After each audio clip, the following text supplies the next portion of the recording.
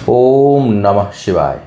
मैं हूं ज्योतिर्विद पंडित दीपक दुबे और उपस्थित हूं आपके साथ नए वर्ष अर्थात 2022 का राशिफल लेकर। कैसा रहेगा यह वर्ष, करेंगे इसके ऊपर चर्चा प्रारंभ करने से पहले आप सभी को नव वर्ष की ढेर सारी शुभकामनाएं देता हूं। पिछला वर्ष बहुत खराब गया था लगभग सभी के लिए, आर्थिक रूप से, सामाजिक रूप से, पारिवारिक रूप से। लगभग हर कोई स्वास्थ्य को लेकर के जूझ रहा था, कार्य व्यापार को लेकर के जूझ रहा था। भगवान शिव कृपा करें और 2022 अच्छा गुजरे, बेहतर गुजरे और आप सभी जो है खूब उन्नति करें। ढेर सारी शुभकामनाएं।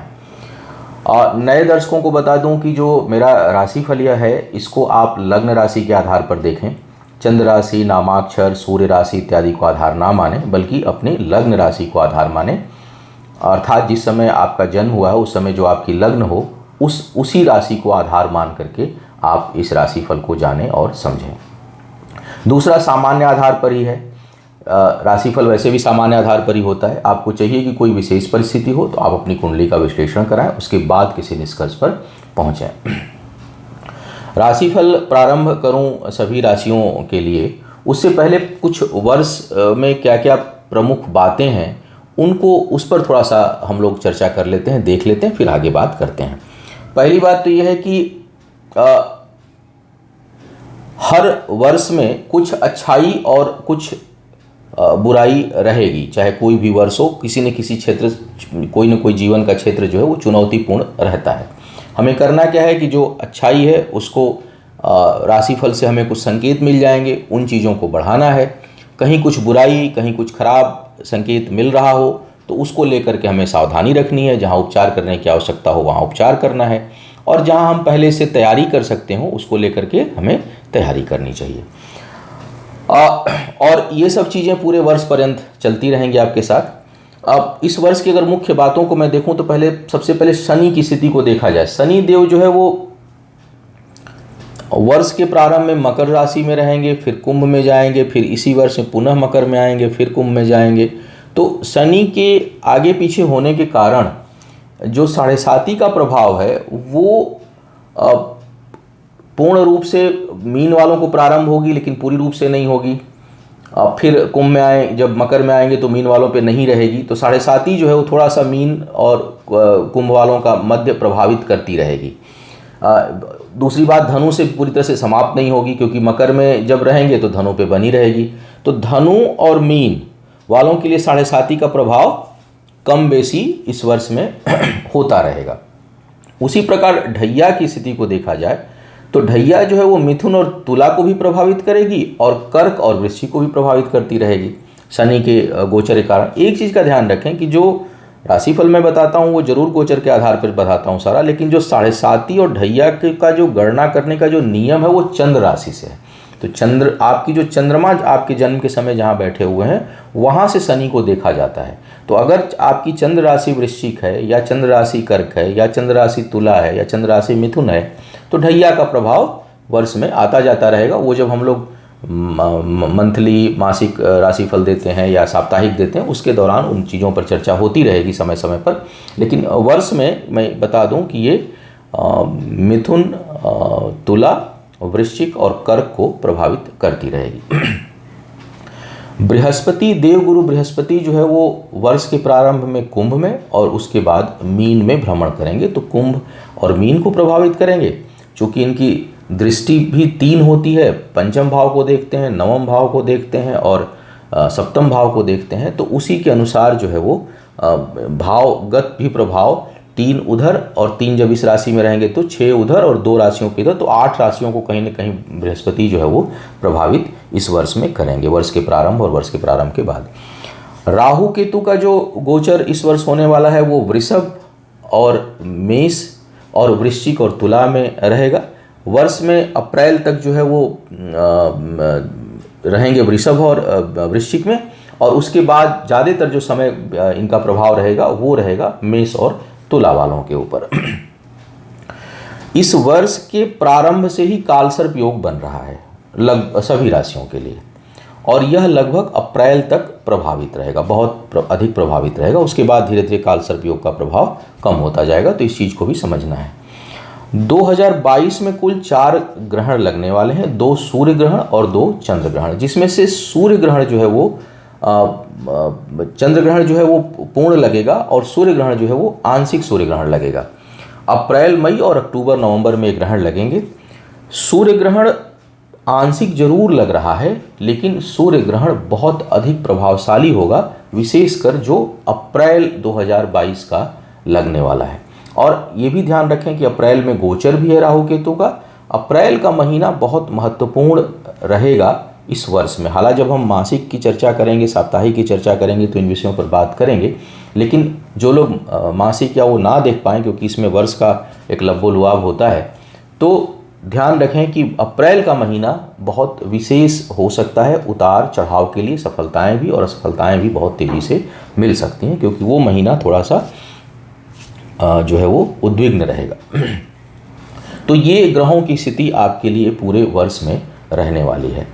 एक चीज़ और एक आवश्यक रूप से आपको बताना चाहूँगा कि जो एक ये कॉन्सेप्ट है कि नया वर्ष इस ग्रह से प्रभावित हो रहा है तो पूरा साल ऐसा जाएगा, ये मिथ है, ये सत्य नहीं है कि कोई ग्रह कोई आज शुक्रवार से चल रहा है तो पूरे वर्ष ऐसा होगा वैसा होगा। ये बिल्कुल इसको आप मिथ माने, इसको केवल एक भ्रम माने, क्योंकि ग्रहों की स्थिति गोचर में लगातार बदलती रहती है। वर्ष का कॉन्सेप्ट जैसा चीज़ कोई ज्योतिष में है नहीं। हम लोगों के सनातन धर्म में कोई और वर्ष है, अलग अलग धर्मों में अलग अलग समय से उनका नया वर्ष प्रारंभ होता है।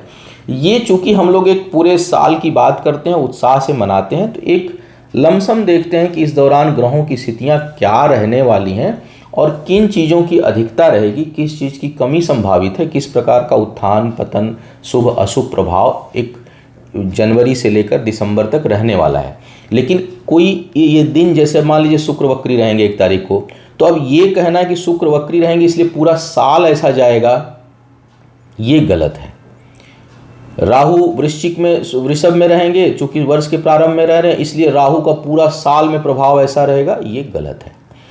क्योंकि किसी भी ग्रह का प्रभाव आपके ऊपर, आपकी कुंडली में ग्रहों की स्थिति, गोचर में वर्तमान में ग्रहों की स्थिति, जन्म के समय ग्रहों की स्थिति, दशा, अंतर्दशा और प्रत्यंतर दशा पर निर्भर करता है, न कि साल पर निर्भर करता है। तो इन चीज़ों पे मुझे लगा कि मैं प्रकाश डालूं। बहुत से दर्शक इसको देखते हैं, समझते हैं, तो इन बातों को आप समझ करके किसी तरह से ये बहुत भयभीत या बहुत प्रसन्न होने की आवश्यकता नहीं है। ज्योतिष को एक संकेत के रूप में आपको लेना चाहिए। तो यह बेसिक चीज़ें मुझे लगा कि मैं इस पर जानकारी आपको दूं।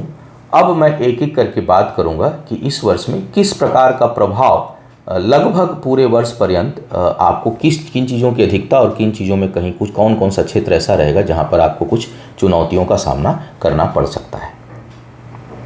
मिथुन वालों की बात करते हैं, जिन लोगों की लग्न राशि मिथुन है, अर्थात जब आप जन्म लिए हों उस समय जो लग्न है वो मिथुन राशि है, चंद्र राशि नहीं, चंद्रमा जहाँ बैठे होते हैं वो नहीं, लग्न राशि मिथुन है। उनके लिए यह वर्ष किस प्रकार का परिणाम देने वाला है, इस पर विस्तार से चर्चा करते हैं। एक एक करके देखते हैं कि कैरियर, फाइनेंस और बाकी चीज़ों के लिए किस प्रकार का। सबसे पहले कैरियर की बात करते हैं। ग्रहों की स्थिति को देखा जाए तो जो ग्रह गोचर हैं उसमें अप्रैल तक का समय आपके लिए काफ़ी संवेदनशील है।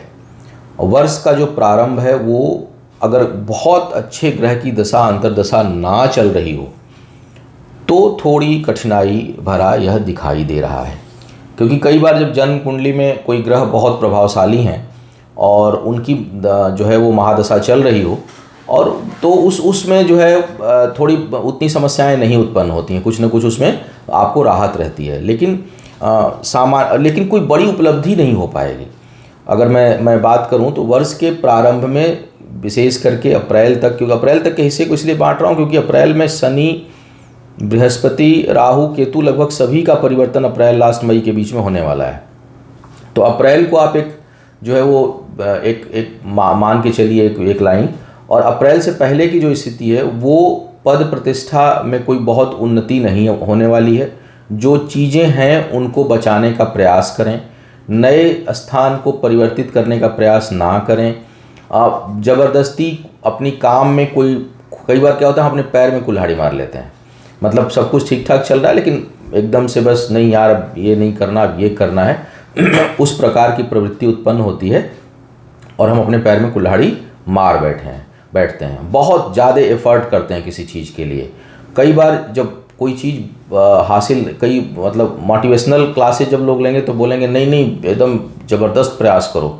ज्योतिष में थोड़ा सा उल्टा होता है, प्रयास करिए लेकिन बहुत ज़्यादा मत करिए। वो पढ़ने वाली बात नहीं है। किसी चीज़ को हासिल करने के लिए कई बार स्थान परिवर्तित करना है, पूरे दुनिया में ढिढोरा फैला देंगे, मुझको तो अपना यार जॉब नहीं बदलनी है, मिलनी है, जबकि आप अच्छी जगह पर बैठे हुए हैं। तो आप क्या कर रहे हैं, धीरे धीरे इस तरह की ग्रह स्थिति होगी तो अपने पैर में कुल्हाड़ी मार लेंगे। फिर भगवान बोलता है कि चल लो, हम तो दे नहीं रहे, प्रकृति दे नहीं रही है, अच्छा तुम अब लिए लो पकड़ो। तो आप फिर कहेंगे कि यार ये तो मिल गया, अब यहाँ पे एक नई मुसीबत पैदा हो गई। तो उस तरह की स्थिति उत्पन्न हो रही है। आपको चाहिए कि वर्ष के पहले क्वार्टर में जिद पकड़कर कोई काम करने का प्रयास ना करें, जिद करके किसी चीज़ को हासिल करने का प्रयास ना करें।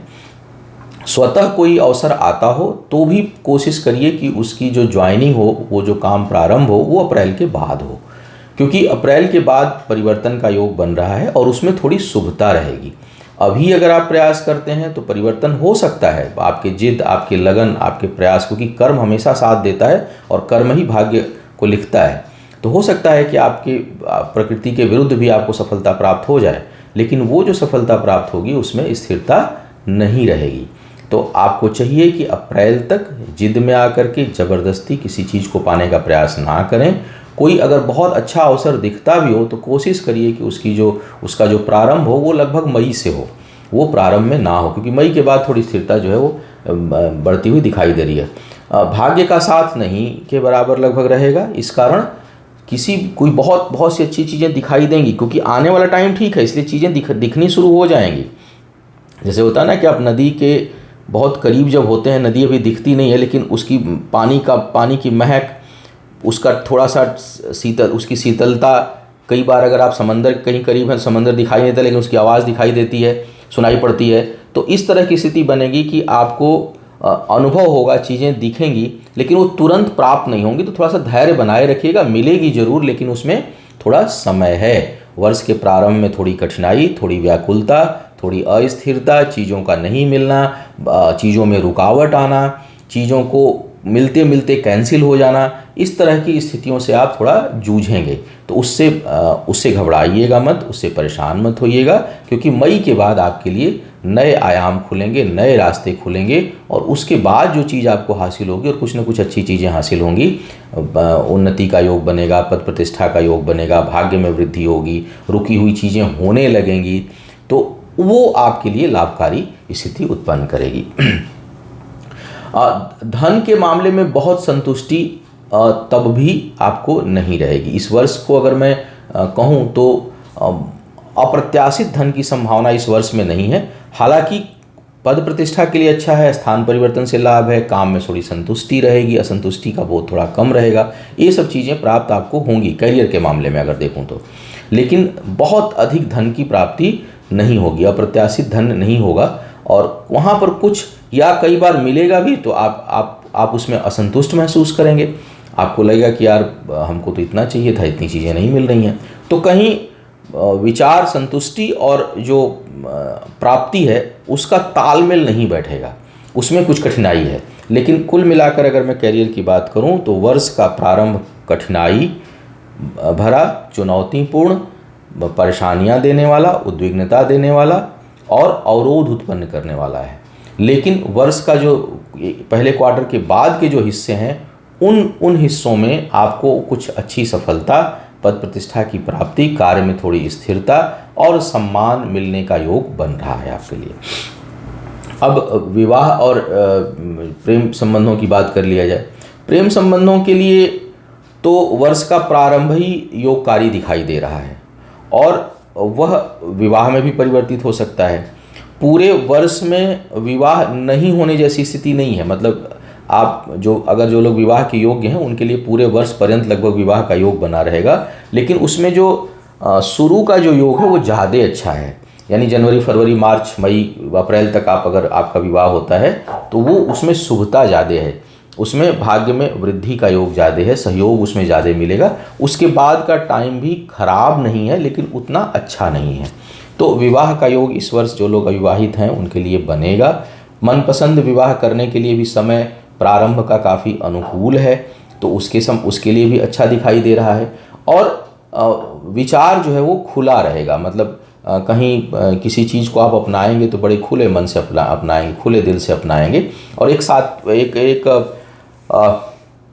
इक्वलिटी के बोध से एक जो है आप जो है वैवाहिक बंधन में बंधेंगे। कई बार बहुत देखता हूँ कि लोग विवाह करते हैं लेकिन उसमें कनिंगनेस छुपी होती है, उसमें कुछ न कुछ चालाकियाँ, मैंने रिश्ते भी लोग बनाते हैं तो धूर्तता के साथ बनाते हैं, चालाकियों के साथ बनाते हैं। आपके साथ जो स्थिति है वो उस प्रकार का नहीं है, शुभता है उसमें, अच्छाई है उसमें, तो रिश्ते के दृष्टिकोण से यह ठीक दिखाई दे रहा है। शिक्षा की बात कर लिया जाए, शिक्षा के लिए भी यह वर्ष काफ़ी उत्तम है। और अगर मैं कैरियर, विवाह और एजुकेशन तीनों की तुलना करूं तो एजुकेशन के लिए मैं कह सकता हूं कि एक्सीलेंट साल यह होने वाला है, बहुत अच्छा वर्ष होने वाला है। तो शिक्षा के दृष्टिकोण से आप कुछ विशेष हासिल करेंगे। उच्च शिक्षा के लिए बहुत अच्छा है। जो लोग कहीं शोध, हिस्ट्री, फाइनेंस, बैंकिंग सेक्टर या स्पिरिचुअलिटी से संबंधित इस तरह की चीज़ों में जिनका रुझान है, उनके लिए यह वर्ष बहुत अधिक उपयोगी साबित होगा, बहुत अधिक लाभ देने वाला है। और किसी भी क्षेत्र में जो लोग पढ़ाई करते हैं तो पढ़ाई लिखाई के लिए यह वर्ष अच्छा है। शिक्षा प्रतियोगिता में सफलता का योग बनाएगा। संतान प्राप्ति के जो लोग इच्छुक हैं, प्रयास कर रहे हैं, उनके लिए भी यह वर्ष उपयोगी दिखाई दे रहा है। और आपके लिए शुभता बनी हुई है, भगवान की कृपा हुई तो जो है वो प्रसन्नता मिलेगी, इस वर्ष में सफलता आपको प्राप्त होगी, तो उस दृष्टिकोण से अच्छा दिखाई दे रहा है। अब बात करते हैं स्वास्थ्य की। तो जैसे मैंने कहा कि कैरियर, एजुकेशन, मैरिज, इन तीनों में सबसे जो बेहतर अगर मैं कहूँगा तो एजुकेशन को कहूँगा। अब हेल्थ भी आ गया, तो इन चारों में जो सबसे वर्स्ट कंडीशन है वो हेल्थ की है।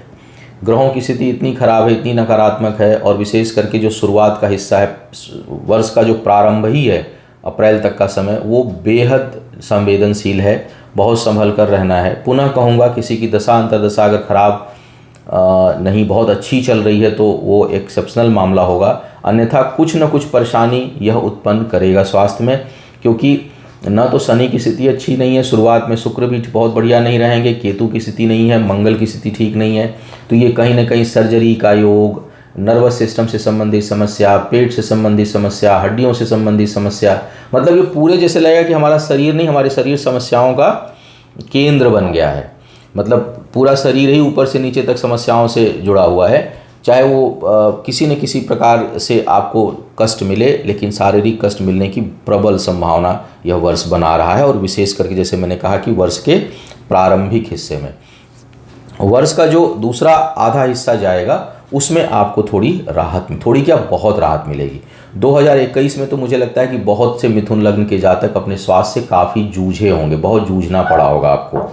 लेकिन 2022 जो है 21 की अपेक्षा बेहतर जाएगा, क्योंकि पहला क्वार्टर ही थोड़ा ख़राब है, उसके बाद का जो 60-70% हिस्सा है वो अनुकूल है। उसमें पुरानी बीमारियों में कुछ राहत भी मिलेगी आपको, नई बीमारियां होने की संभावना बहुत कम रहेगी, नई समस्याएं उत्पन्न नहीं होंगी, और जो पुरानी चीज़ें चल रही हैं उनके बेहतर होने की संभावना बनेगी। लेकिन भाई पहला जो क्वार्टर है वो बहुत सावधान रहने का है, क्योंकि जैसा मैंने कहा कि शिक्षा, कैरियर, प्रेम विवाह, इन सब में अगर कोई चीज़ सबसे नकारात्मक दिखाई दे रहा है तो वो हेल्थ का पोर्शन दिखाई दे रहा है मिथुन वालों के लिए। और कोई एक चीज़ नहीं दिखा रही, क्योंकि 3-4-5 ग्रहों का प्रभाव आ रहा है, तो समस्या लगभग हर जगह कुछ न कुछ बनी हुई है, या कोई ऐसी समस्या होगी जो हर जगह को प्रभावित करे।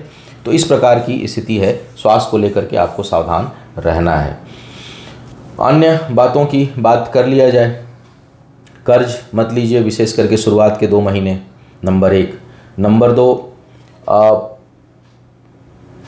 उसके बाद तो कर्ज और शत्रु वगैरह थोड़ा परास्त हों, इस प्रकार का योग बन रहा है। पैतृक संपत्ति वगैरह मिलने के लिए आसार अच्छे दिखाई दे रहे हैं। अगर कहीं कोई प्रॉपर्टी, इनहेरिटेड प्रॉपर्टी का कोई डिस्प्यूट है वो आपके पक्ष में आएगा, और उसमें कोई चीज़ रुकावट है तो वो आपके पक्ष में आने की संभावना बन रही है।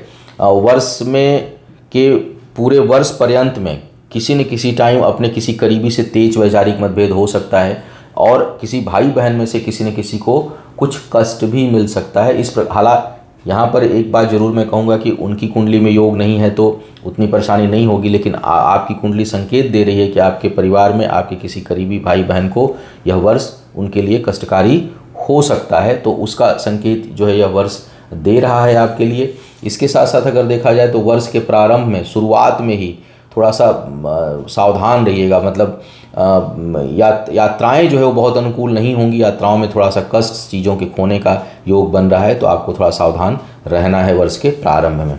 उपचार की अगर मैं बात करूं तो हेल्थ जो है वो पहला कंसर्न है। जिस ग्रह से संबंधित, जैसे कि मिथुन वालों के लिए मंगल मार्केश हो जाते हैं, बृहस्पति सहायक मार्केश हैं, शनि मार्केश तो नहीं है लेकिन वो जो गोचर में वो ठीक जगह पर नहीं है, केतु अष्टम में ही है। तो पहली बात तो जिस ग्रह से संबंधित आपकी अंतर्दशा इनमें से किसी की चल रही हो तो उससे संबंधित दान, उससे संबंधित उसकी शांति पूजा, उससे संबंधित हवन इत्यादि अवश्य कराएं। दूसरी बात, भगवान शिव की नियमित पूजा करते रहिए, आराधना करते रहिए, पानी अधिक पीजिए, व्यसन से दूर रहिए, वीराने से बचिए, एकांत स्थान में अकेले मत जाइए, उससे बचिए। आग और शस्त्र से, बिजली के उपकरणों से सावधानी आपको रखनी है। तो ये आप अगर सावधानी रखते हैं और भगवान शिव की नियमित आराधना करते हैं, खान पान में परहेज, एक्सरसाइज वगैरह करते रहिए, उससे जो है आपका फिटनेस बेहतर रहेगा। विशेष रूप से जैसा मैंने कहा कि इनमें से जिस ग्रह की दशा अंतर्दशा, क्योंकि कई ग्रह हैं तो किसी एक का उपाय क्या बताऊं, तो उस ग्रह से संबंधित थोड़ा दान पूजा अनुष्ठान करिएगा। वर्ष का जो दूसरा हिस्सा होगा वो मानसिक बेचैनी, हालांकि सिक्स्थ सेंस बहुत रहेगा, मतलब घटना दुर्घटना होने वाली आपको समझ में आ जाएगी, लेकिन वह संतान के लिए थोड़ी कष्टकारी दिखाई दे रही है और आपके लिए जो है वो थोड़ा सा मानसिक बेचैनी, अनिद्रा और अननोन फियर उत्पन्न करने वाली है। इसमें गणेश भगवान की नियमित पूजा, माँ काली की आराधना, भैरव का दर्शन, अगर बुरे सपने आए, अननोन फियर उत्पन्न हो तो थोड़ा भैरव का दर्शन और माँ काली की आराधना करिएगा। अगर काम में बाधा आती है, बेचैनी होती है, तो गणेश जी की पूजा और हरी सब्जियों का, हरी चीज़ों का प्रयोग अधिक करिएगा, उससे आपको लाभ मिलेगा। तो यह था 2022 का राशिफल सारांश स्वरूप। पूरे वर्ष पर्यंत मुलाकातें आप लोगों से होती रहेंगी, साप्ताहिक और मासिक राशिफल या गोचर इत्यादि अलग अलग विषयों पर समय समय पर। आपका आने वाला समय शुभ हो और भगवान शिव की कृपा बनी रहे, ताकि सुख और दुख समान भाव से आप उसको ले सकें और आगे बढ़ते रहें। घर परिवार में खुशियां हों और यह जो वर्ष है यह खूब ढेर सारी उन्नति देने वाला हो। इन्हीं शुभकामनाओं के साथ आपसे विदा लूँगा। पुनः मुलाकात होती रहेगी, तब तक के लिए मुझे आज्ञा दें। ओम नमः शिवाय।